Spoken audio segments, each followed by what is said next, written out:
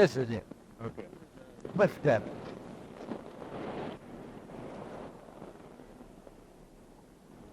Ansel Adams is America's most revered photographer, the world's leading figure in landscape photography. An ardent conservationist, he has spent almost half of the century exploring nature and recording its grandeur in photographs.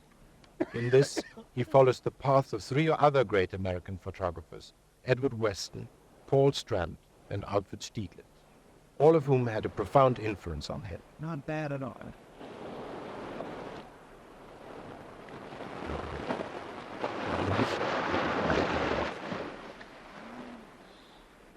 Here, I did arrive. We have it at 6:40.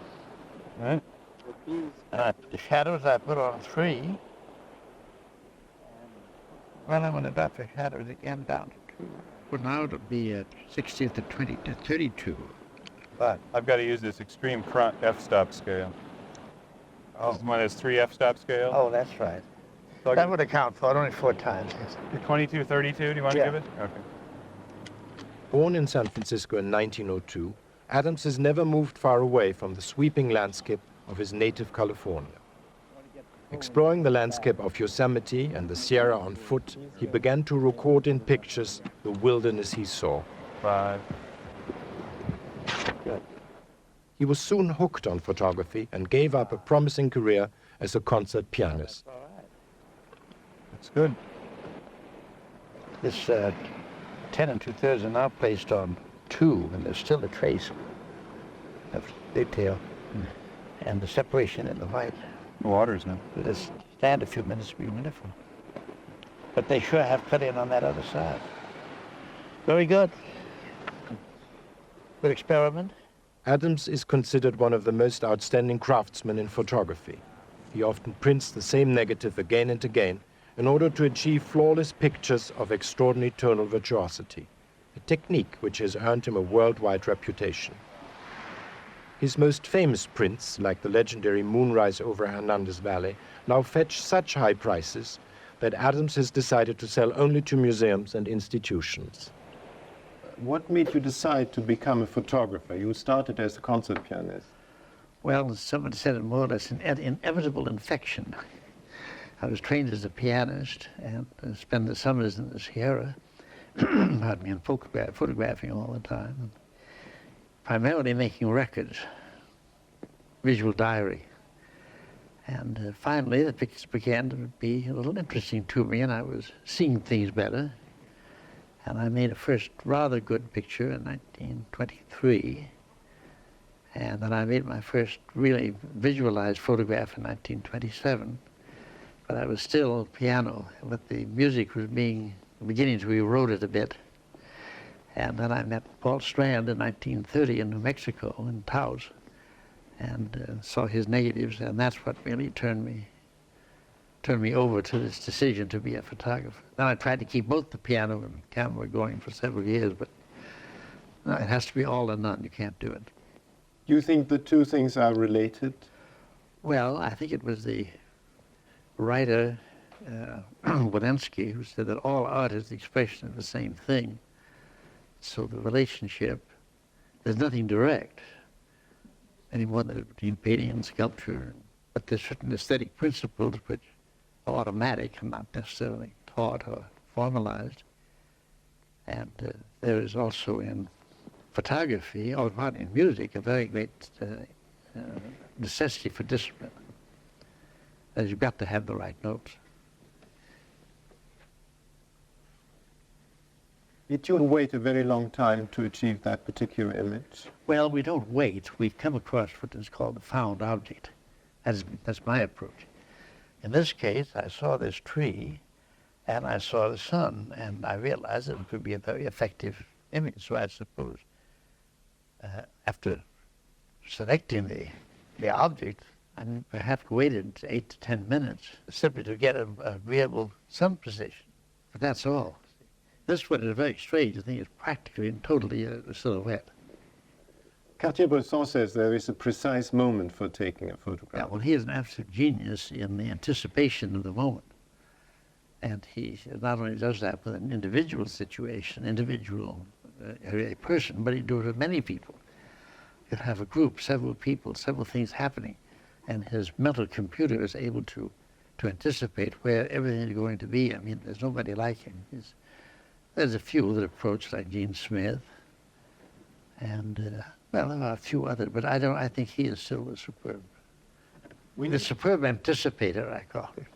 When you took this particular photograph, did you know in your mind's eye what it would turn out to be? Yeah.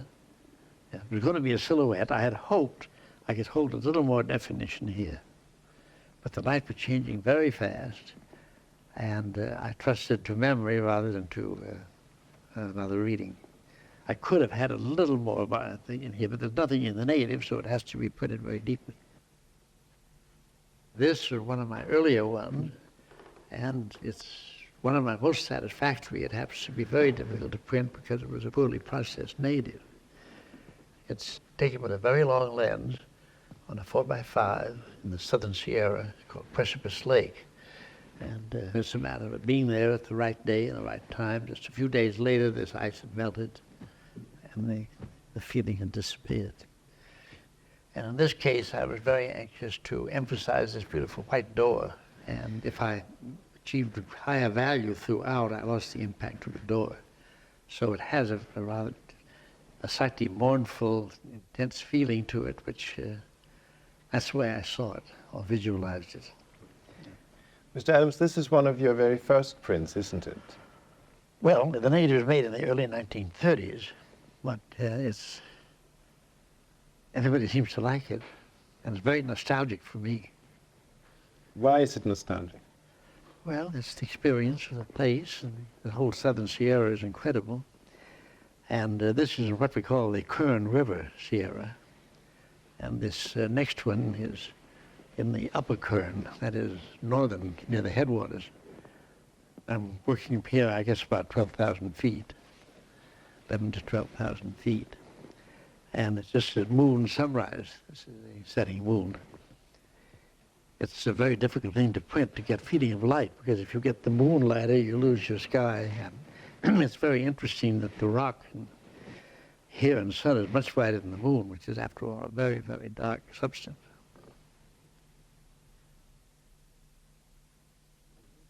This is almost an abstract one, isn't it? Well, you bring up an interesting point there as to whether you can actually have abstraction in photography, because you do have the inevitably realistic image of the lens. I like to use the word extract, and the shapes of nature are then organized in the camera, in the mind first, and in the format, and develop towards a formal statement relationship. It can't be abstract, it can be highly selective. It cannot be abstract because I don't think you can photograph anything which isn't already inherent in nature. You cannot do what the non-objective painter can do, can build up a series of impressions of abstract colors. We'll say abstract, I'm using that again in a different way. Impressions of color and shape, and integrate them. And with the photographer's problem is to sort of establish a configuration out of chaos.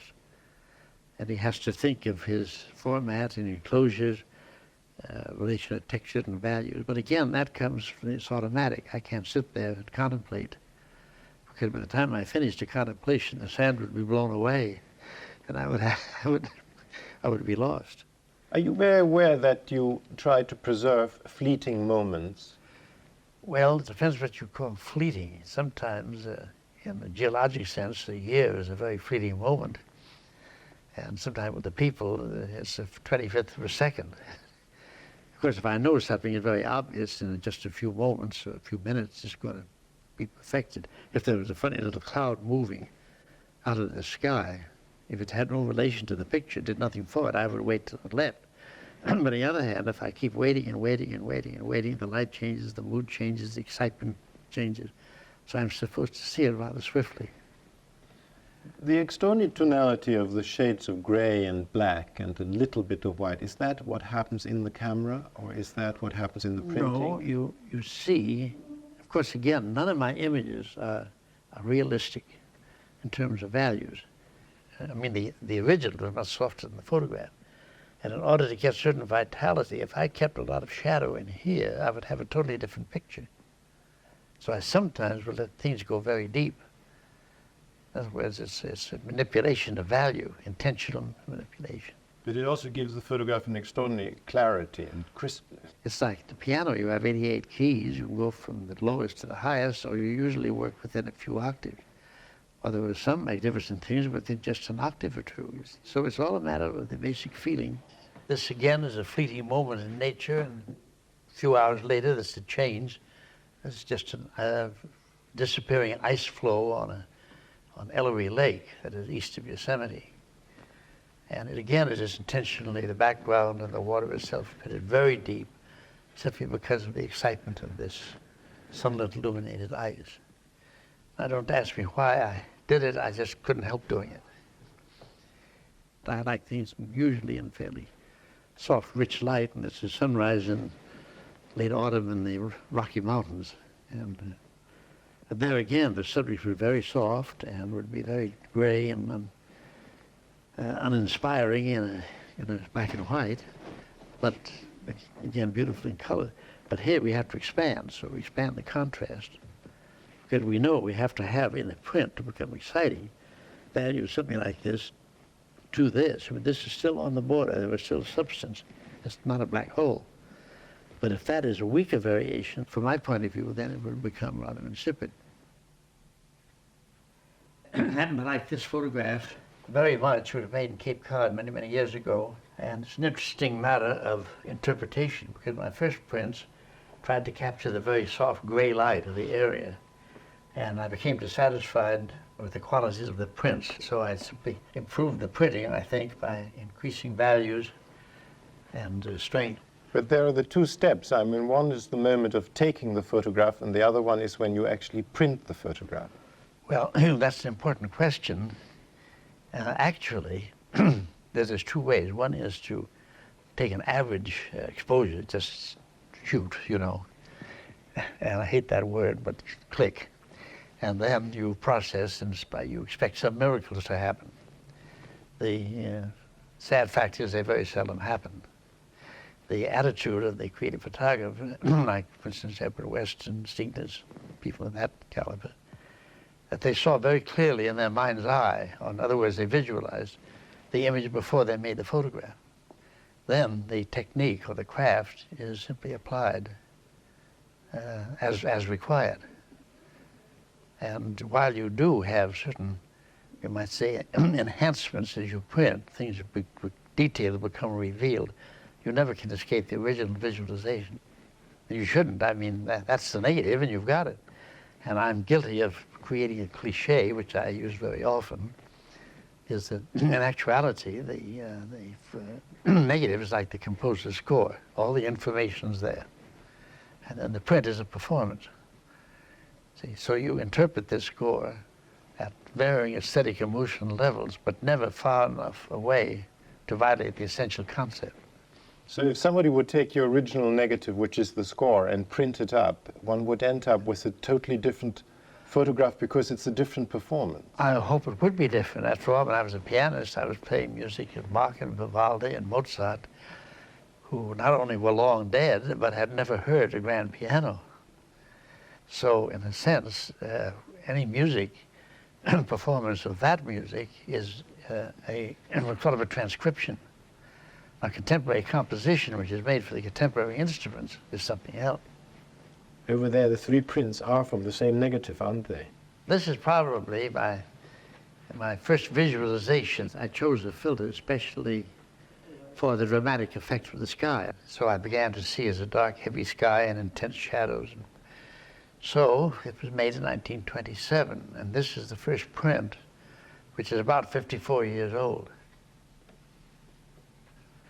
And the big one, the end, was made here at about 1962 or 3.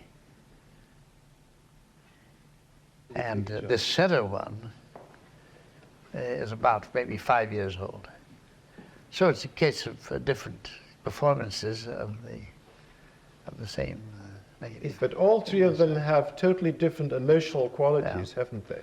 Well, if I pianist were giving a concert, I probably would play a particular piece very differently in February than I did in June, you see. So, or at least with 10 or 20 or 30 or 50 something years difference, you would have a different feeling.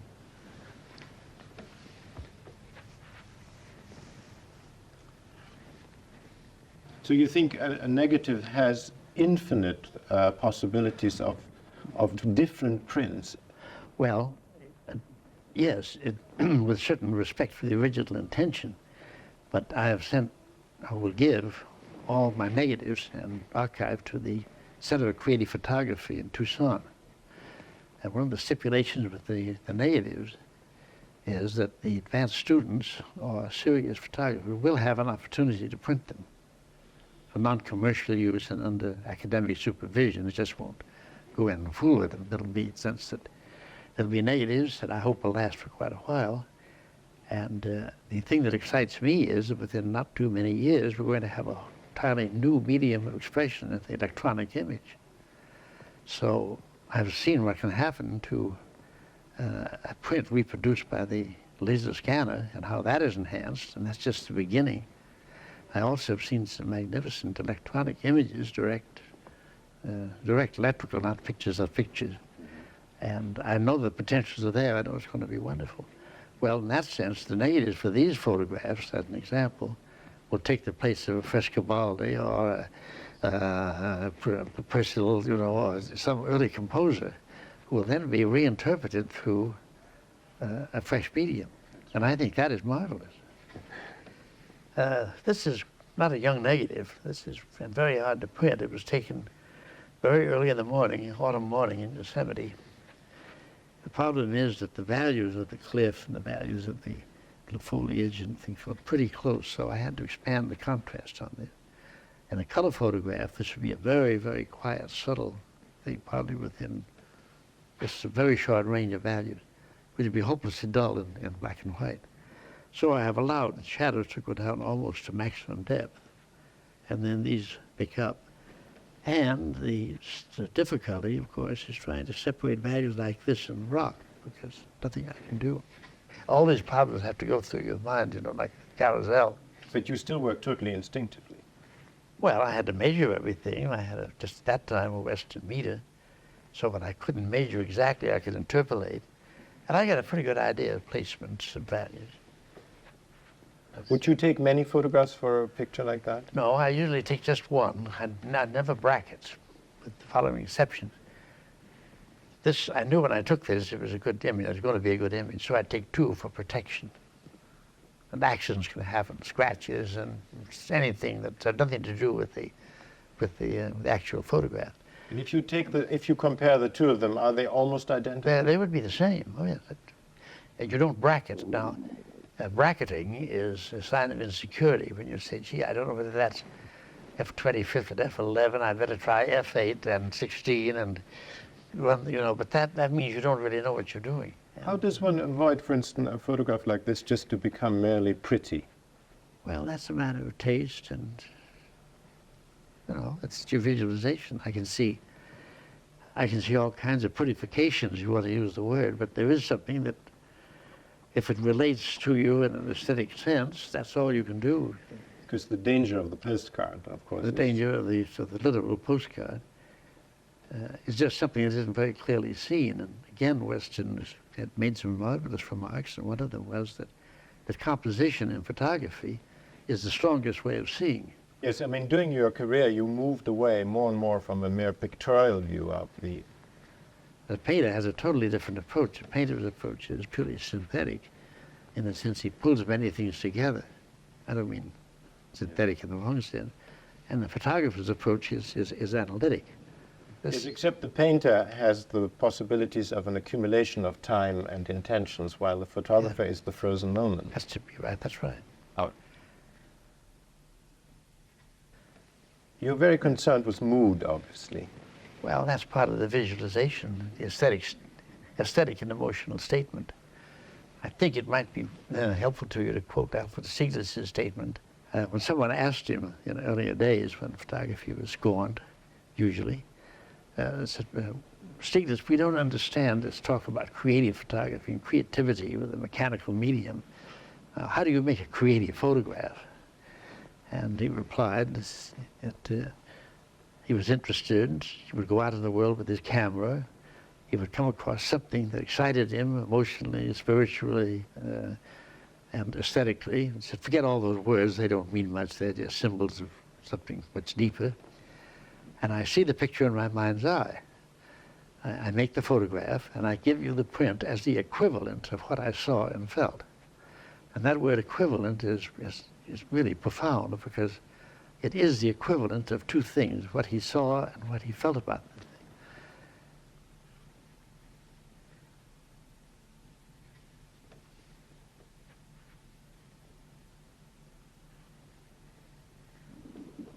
Mr. Adams, your pictures are obviously the true expression how you feel about life, but you don't like to be very analytical about it. Well, the element of verbalization, of explaining what's in the picture, what you feel about it, I think it's very futile, because if it isn't in the picture, right, you're talking about it. And I've known, let's say, some dear friends who were great verbalizers, and they would demand that I would make a verbal expression of why and what I did, what I felt. Well, I said, just look at the photograph, that's all I can say about it. And it's a very important point, because you cannot, it isn't that you don't become critical, and I can look at this and I can see how I could have improved, but I never could put into words the particular feeling, the emotion of this particular moment. Because it's contained in the photograph. And it's impossible to put into words just what you feel. You Yes. just say that I think this photograph has it, or it doesn't have it, or I can tell you what camera or lens or film and all those we call chatter. But when it comes right down to tell you what I felt, or what I tried to, or what I saw and what I felt in the emotional sense, you have to leave it to the print to explain that. But you use the camera almost like a poet would use the pen to write in, or a painter the I guess brush. so. If it isn't too pretentious to say that, I guess that's close to it, yeah. Yes. In music, the comparison would be that you, well, I'm both the composer and the performer. Yes. I'd like to know who the next performer is going to be. You have obviously a very strong romantic streak in you. Oh, I admit nature. that freely, yeah. But I mean romantic in its true sense, because it also has the menacing, dramatic side of romantic. When you think about the romantic painters like Fuseli or Caspar David Friedrich, they have the same menacing quality. Well, doesn't it, in a sense, mean that the subject still has something to do with it? Yes. And this is still a thunderstorm in Cimarron, New Mexico. And it was a tremendously dramatic scene. There's this magnificent view of the Southern Sierra, and this was a very dramatic and difficult thing to photograph technically, and I think I solved it fairly well, but it's a matter of extreme contrast. And it is popular, I think, because it is very dramatic. What is it that you're drawn to so much to nature untouched by human beings? Well, it's simpler, and it is it's less confused with different meanings. There's some people that always demand some humanity in nature. There's some, especially a pictorial group, we call it, would demand that there be a monk standing by this church gate, you see, and you should not looking at it as a thing of beauty and pure form. Do you think it has also something to do that it lends a sort of timeless quality to the photograph? Yeah, it takes it out of any immediate superficial human connotation. This is the Mission Santa Fe del Bac in southern Arizona, and it's probably America's most beautiful Spanish type in the structure. And a thing like this is very hard to photograph. It doesn't look that way, and it shouldn't look that way, the spectator, but trying to get these elements and these distant things to work, I had to use a very short focal length lens, and the slightest movement of the camera changes position. See, I could move the camera 2 inches to the left, and this would impinge here, and all kinds of Even now, after I've taken it, I can see where I could have improved it a little bit by moving. Do you think a photograph represents reality, or does it interpret reality? Oh, it should be an interpretation. It can also be a document. It can represent it. And there's no doubt that this is Mission Santa Fe del Bosque, but it's only a fragment of it. And again, an interpretation of a statement of feeling about this particular fragment. I also think by just showing a fragment, you capture the essence of the church. Yes, very often much more. And then another point would be, this is only photograph 2, rose and driftwood. This was an ordinary rose, but I found that if I used a short lens, came in very closely, I had what is called a looming, a feeling of coming towards you, space. And the lens, had it been twice as long, I think this was a 4-inch, if I'd used a lens that was 8 inches, this would have had a certain flatness, rather desolate flatness. But you've taken the most natural object, and it almost looks artificial. Well, yeah, I guess it isn't artificial in the sense that I contrived it and composed it, but it... I mean, it has become an object rather than nature. That's a good way to put it. It's become an object in itself. Yes.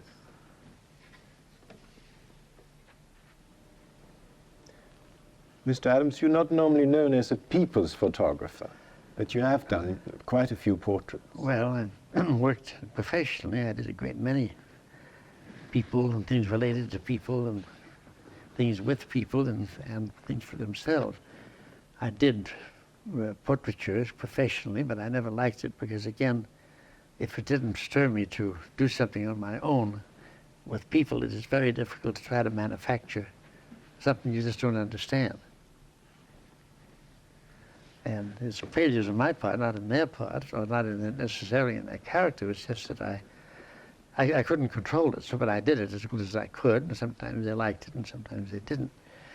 I like this one because of the peculiar quality of light, and again, there was a certain nostalgia in my mind because of the person involved, a very dear old lady in Independence, California.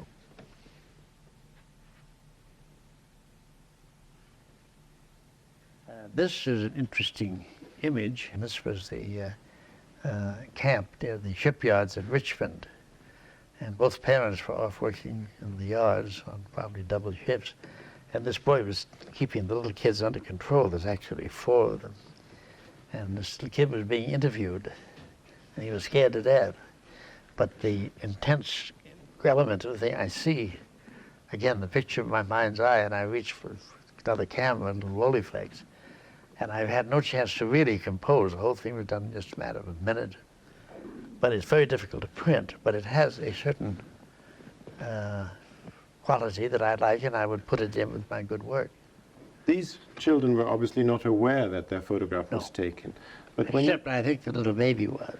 Yes, that's right. But when you look at the next one, that's a much more posed picture because these people knew that their photograph was taken. Yeah, that's a very good point. They did, and it was this farm family up in the Sierra Nevada foothills. So I was sitting there, and I was looking around for some, because I had to do the picture, you know. And I thought I found a pretty good location, and then I turned back, and there they were, and that was better than anything. So I just moved in, and we got it.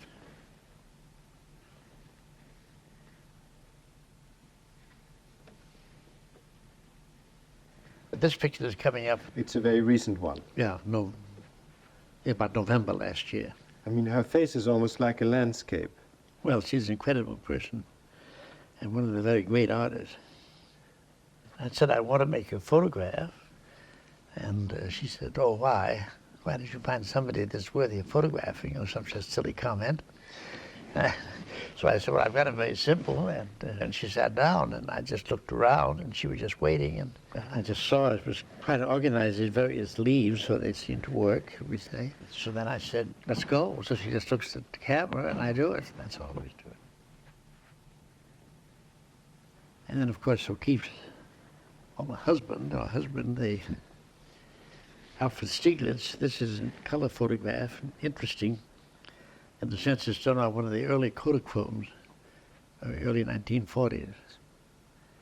And we had this print made fairly recently, but the color held very well. And it's just sitting in his office with a window light and no artificial light. But talking about color, you do prefer photographing in black and white. I still do, although now with the modern materials, things are getting better. But color always seems to cheapen a bit the photo. I mean, is it advertising which has done that? In a sense, see, most advertising photographs are all done with controlled light, and the color values are selected, and they make the recording.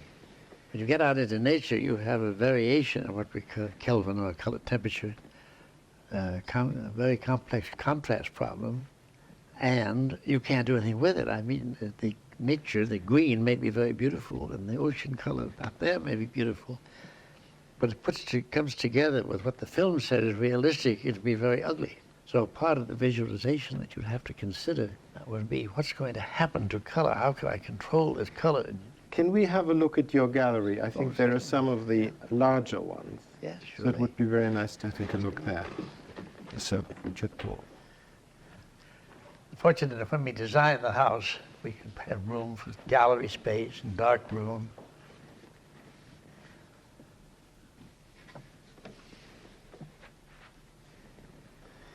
This must be your most famous picture, isn't it? Well, it's the best known, I guess. Yeah, it's been rather popular. Does it bother you that this image has become so popular and now become a museum piece? No, I think it's good that people like it. I think sometimes the values attributed to it outside are excessive, but it's completely out of my control. This could be seen, and I just happened to see it at an extraordinary moment. And the picture was actually made with a leeway of about 15 seconds, because the sun went off courses. He illuminated from a very western sun going along the edge of clouds. Would you call this a perfect picture? No, it comes pretty close to it, but I couldn't find the exposure meter. And I had to rely on what I knew was the brightness of the moon, or the luminance of the moon, as we say. And I could have given it more exposure with a little more support in the lower areas, but I can't cry over spilt milk. Have you taken the perfect picture yet? No, the best picture is around the corner, like prosperity.